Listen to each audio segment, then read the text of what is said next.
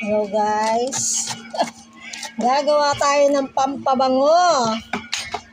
Pampabango sa bahay. Ito. Kuha ka lang ng ganito kalaki, oh. Face mask. Surgical o kaya ganito. Yes, ganito. Tapos, mag-prepare ka ng 3 kutsarang asin. Lagay ka ng 3 kutsara. Kahit saan ang lagayan. Kahit anong lagayan. 3 kutsara. Asin. Tapos,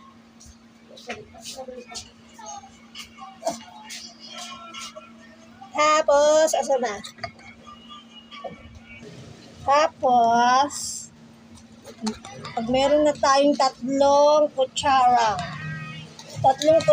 asin, lagay sa isang lagayan. Ang gagawin lang po natin,